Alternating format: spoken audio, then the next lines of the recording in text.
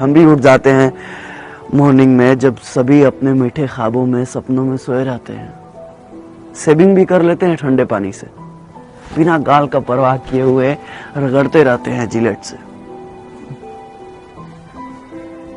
माँ आजकल हम वहां रहते हैं जहां कोई नहीं रहता, कभी -20 डिग्री में तो कभी जंगल में, कभी चाइना के आसपास तो कभी पाकिस्तान के आसपास। मेंटली एजाइल और फिजिकली दोनों फिट। साला कितनी खुशी होती है ना जब 10 दिन की छुट्टी पे घर आते हैं, कभी बुआ के घर तो कभी मौसी के घर, कभी इधर तो कभी उधर। कभी खुद को समय दे ही नहीं पाते, मिलते ही रहते हैं जिंदगी भर लोगों से। लोगों से मिलने के चक्कर में कभी खुद से मिल ही नहीं पाते हम। फौज में काम करते करते हम इतने सिंसियर हो जाते हैं कि पब्लिक ठगना स्टार्ट कर देती है। 10 का सामान 20 रुपए में बेचते हैं दुकान वाले।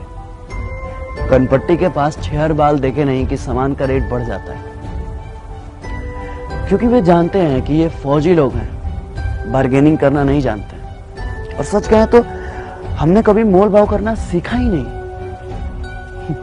बस हर सिचुएशन में एडजस्ट कर लेते हैं। जो दोस्त हमें दोस्त समझते थे, आजकल वो हमें कैंटीन समझने लगे हैं। लीकर कार्ड और दारू से ज्यादा हमें किसी ने समझा ही नहीं। एक तो कभी किसी का फोन नहीं आता है, और फोन आता भी है तो सिर्फ ग्रोसरी आइटम के लिए। किसी को फेयर लवली चाहिए तो किसी को हॉर्लिक्स, तो किसी को अमेरिकन टूरिस्ट का बैग, और किसी को स्पोर्ट शूज। पहले पूछते थे कब आ रहे हो, होली में आ रहे हो? अच्छा, होली में आ रहे हो तो एक मेरे लिए आरएस लेते आना। वैसे भी बिहार में दारू बंद है और कैंटीन के दारू में बहुत नशा है, 4 दिन तक सोते ही रहते हैं। अभी घर पे 4 दिन ठीक से पहुंचे हुए होता नहीं है कि जनता सवाल पूछना शुरू कर देती है। कब जाना है? कब की ट्रेन है भाई? कब जा रहे हो? इतना सवाल तो साला खुद से हमने कभी पूछा ही नहीं जितना बगल वाले पूछते हैं।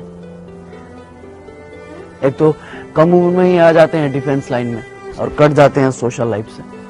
कभी किसी के शादी में नहीं जा पाते, कभी किसी के फंक्शन में नहीं जा पाते। शिकायतें सबको रहती हैं कि हम नहीं आते हैं, पर क्या करें, अपनी जिंदगी को बस एडजस्ट कर लेते हैं।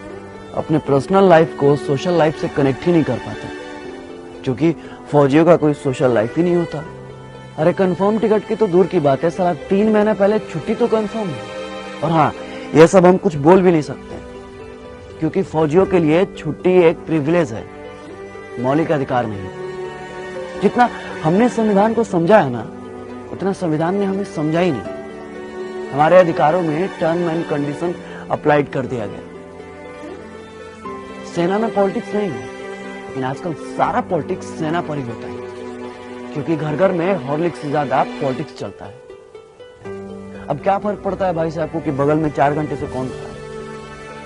जब कंफर्म सीट नहीं मिलता ना साहब, तो बाथरूम के बगल में कहीं भी सो जाते हैं। कहीं भी मतलब कहीं भी।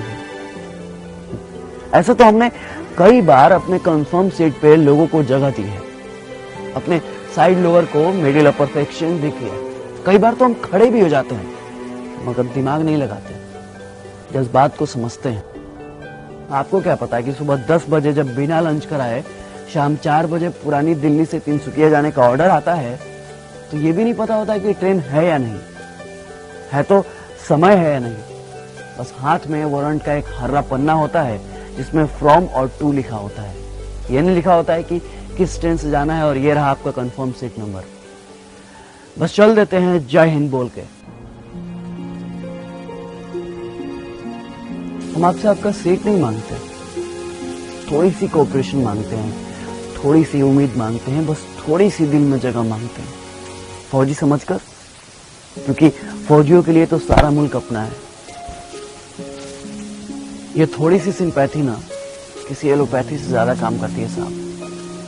इसलिए अपनों से गुजारिश है कि अपनों के लिए अब कभी भी ट्रेन के या बाथरूम के कहीं भी कोई फौजी भाई मिले ना, बस दिल के कहीं कोने में थोड़ी सी जगह दीजिएगा। जय हिंद, जय Bharat. If I die in a war zone, box me up and send me home.